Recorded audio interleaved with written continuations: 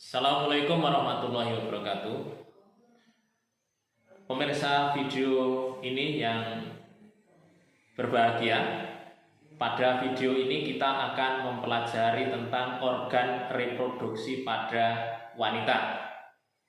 Ini adalah materi IPA untuk SMP kelas 9. Terkait dengan materi ini, yang akan dibahas adalah apa saja organ reproduksi pada wanita, kemudian apa fungsi dari masing-masing organ reproduksi, serta bagaimana tanggung jawab dari kita atas organ reproduksi kita.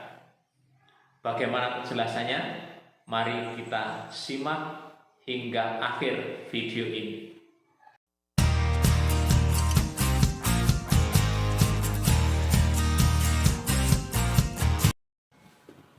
Assalamualaikum warahmatullahi wabarakatuh. Pada video ini kita akan mempelajari tentang organ reproduksi pada wanita. Perlu kita ketahui bahwa materi ini adalah untuk siswa SMP kelas 9, di mana pada usia ini organ reproduksi sudah berfungsi. Artinya dari segi kematangan seksual sudah matang, namun kesiapan psikologis serta kecukupan bekal untuk memahami perihal organ reproduksi ini masih pada taraf awal. Nah, untuk itu materi ini perlu disampaikan agar yang pertama kita mengetahui apa saja bagian-bagian dari organ reproduksi wanita, kemudian apa fungsi dari masing-masing organ, kemudian yang ketiga adalah bagaimana kita itu bisa merawat, menjaga, dan bertanggung jawab terhadap organ reproduksi itu untuk kesehatan jasmani dan rohani kita masing-masing. Baik, pada saat ini akan kita kenalkan perihal bagian-bagian organ reproduksi pada wanita.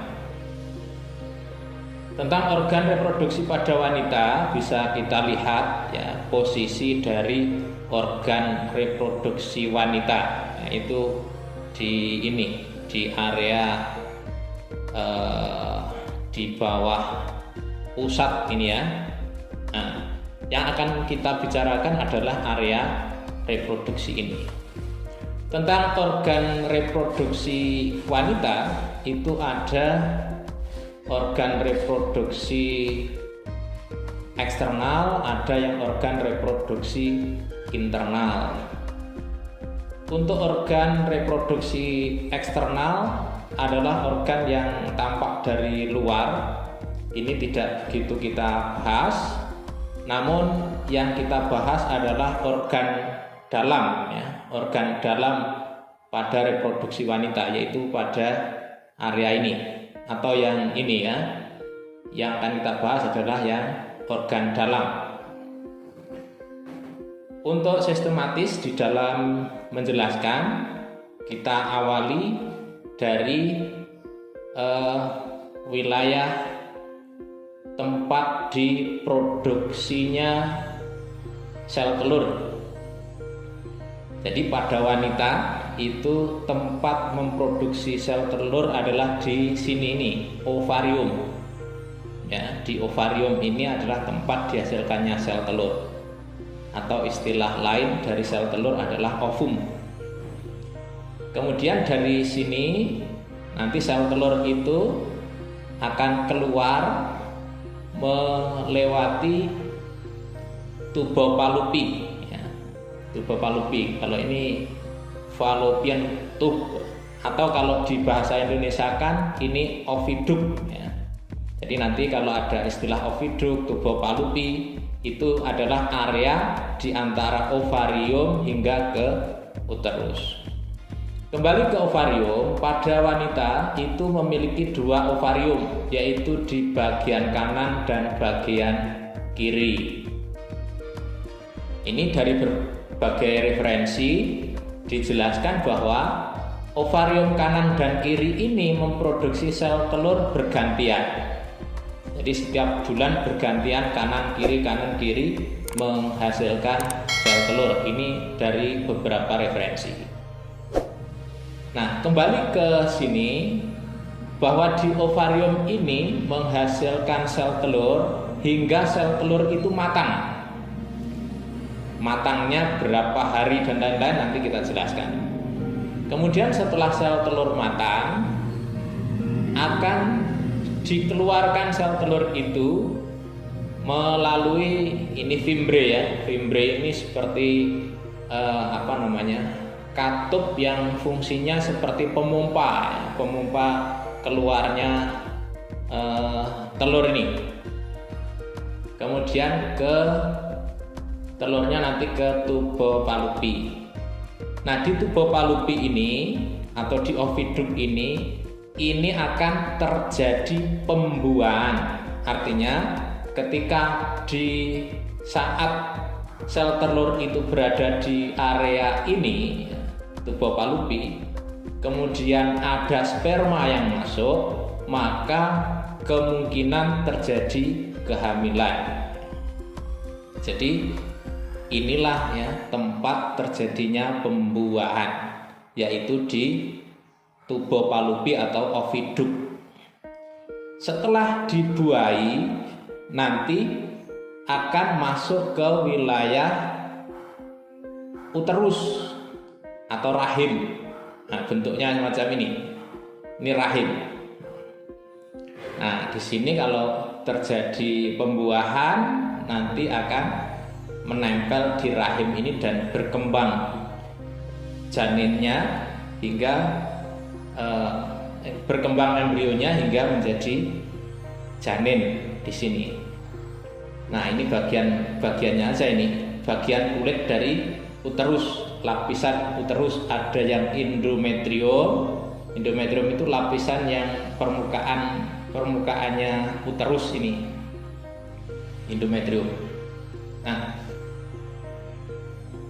ini cerita terkait dengan sel telur dan fungsinya. Itu yang paling penting adalah memahami di mana dihasilkannya sel telur, kemudian di mana terjadi pembuahan, ya.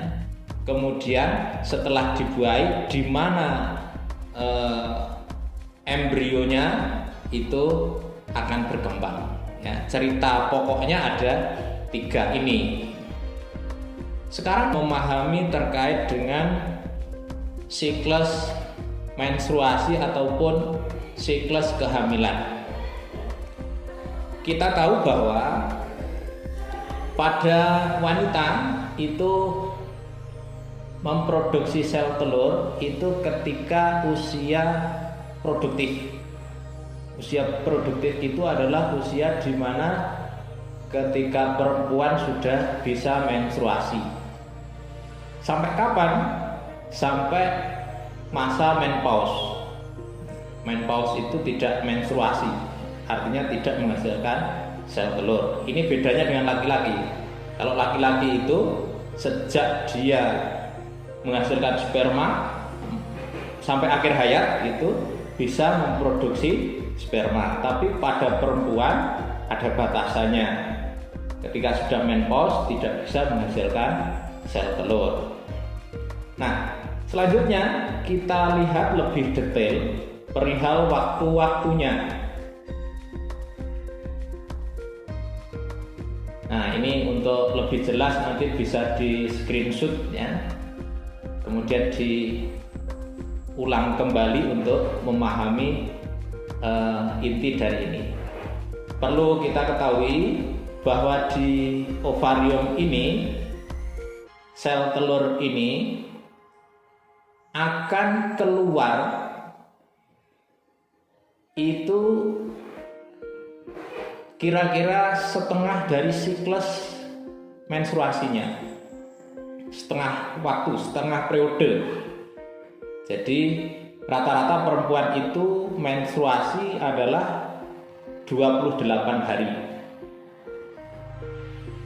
28 hari sekali menstruasi periodenya rata-rata. Namun ada yang 21 sampai 35 hari menstruasinya periodenya. Nah, kita ambil misalnya menstruasinya siklusnya 28 hari. Berarti separuh dari itu adalah 14. 14 itu menghitungnya dari mana?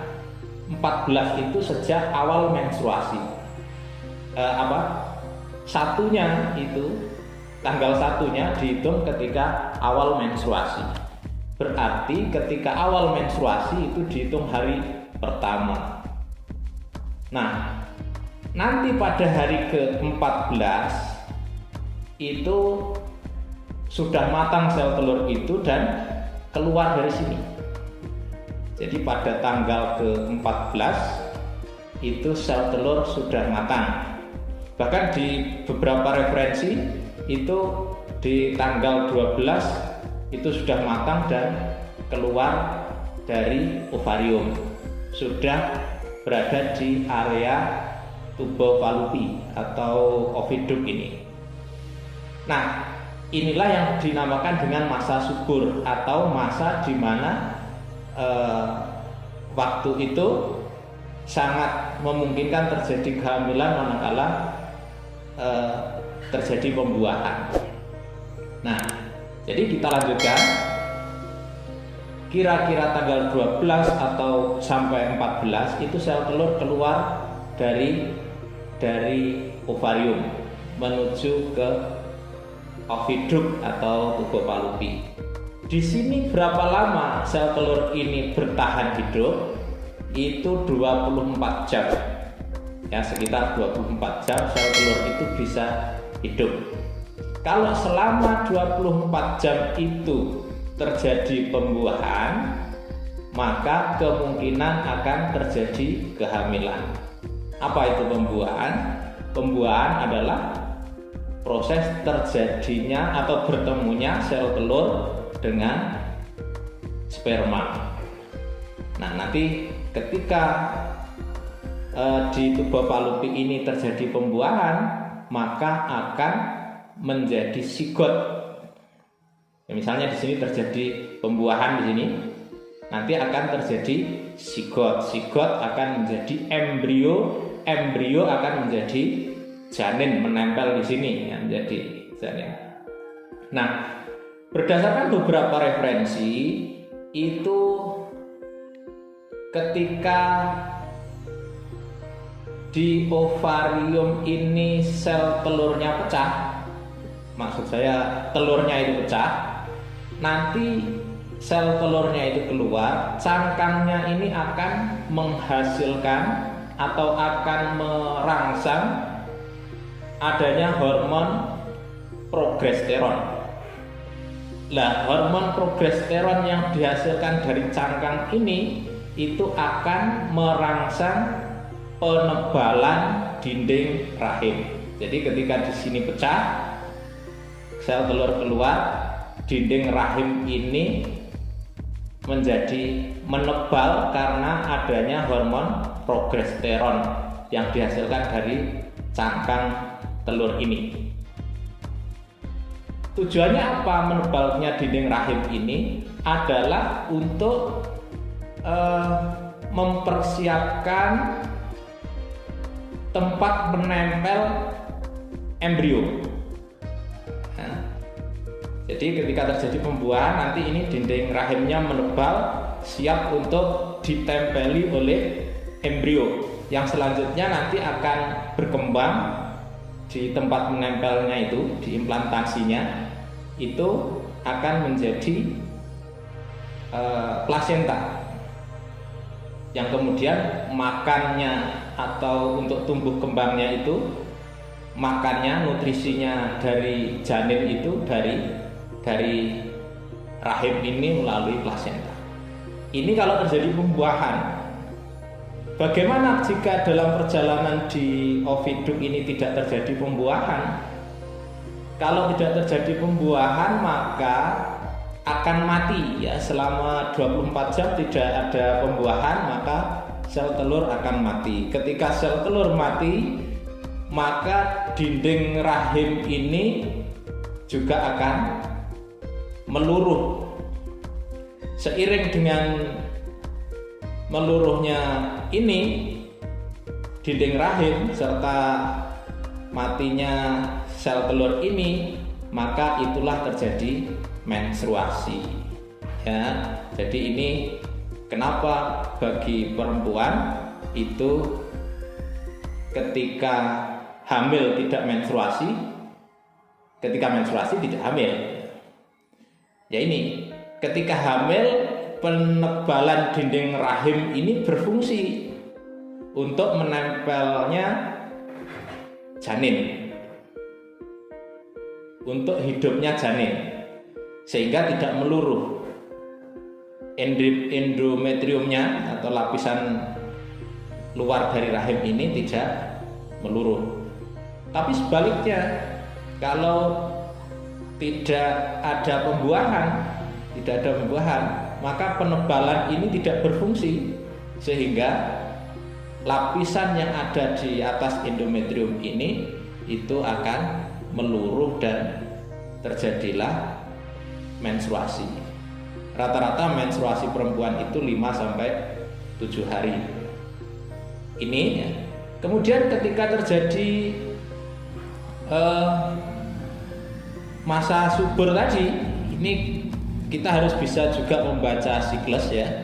Kita lihat di sini, ini ada beberapa hormon yang berfungsi. Ada hormon FSH, ada estrogen, kemudian ada hormon apalagi, ada progesteron. Kita lihat keadaannya ketika masa ovulasi. Ovulasi itu tadi keluarnya sel telur ini, keluar di sini, yaitu pada tanggal ke-14-an. Maka ketika pada tanggal ke-14 ini kondisi hormon LH itu tinggi. Ini tinggi. Begitu juga estrogen tinggi. Jadi ketika masa subur itu estrogen, LH maupun FSH itu tinggi. Hormonnya banyak gitu. Tapi sebaliknya, ketika ini masa setelah masa ovulasi, yaitu fase pasca ovulasi, berarti tanggal berapa ini? Tanggal likur-likuran ini, itu progesteron yang besar. Ya, kemudian kembali melandai lagi ketika menjelang tanggal akhir, yaitu tanggal 28 berlanjut ke tanggal awal lagi ini. Nah, ini ketika proses menstruasi ya, ketika menstruasi. Nah, ini silahkan dipahami. Jadi ini adalah keadaan lapisan. Jadi ketika pertama menstruasi dihitung, itu adalah hari ke-0-nya, itu meluruh ini. Permukaan dari uterus meluruh, kemudian kembali agak menebal ketika masa ovulasi, terus menebal ya, sampai ini likur-likuran nih terus menebal. Nah, kira-kira sampai 5 atau 1 minggu setelah ovulasi kok tidak ada pembuahan, tidak ada embrio yang memanfaatkan, maka di sini mulai akan meluruh lagi, mulai menipis akan meluruh lagi. Ini kondisi permukaan rahim. Nah, ini perihal alat reproduksi atau organ reproduksi wanita. Semoga bisa dipahami dengan baik. Nah, terkait dengan ini, apa yang harus kita lakukan? Tentunya kita memiliki tanggung jawab untuk menjaga dan memelihara organ reproduksi kita ini agar senantiasa sehat, baik secara jasmani dan rohani. Agar sehat secara jasmani, tentunya kita harus merawat kesehatan kita, kesehatan alat reproduksi, kebersihan, utamanya kebersihan alat reproduksi kita jaga. Kemudian yang kedua adalah pola hidup. Nah, pola hidup kita itu harus kita jaga dengan baik. Penyakit yang ditimbulkan karena pola pergaulan yang berkaitan dengan organ reproduksi ini ada bermacam-macam. Yang populer adalah HIV/AIDS.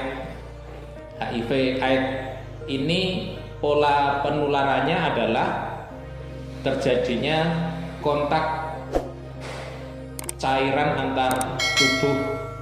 Ya.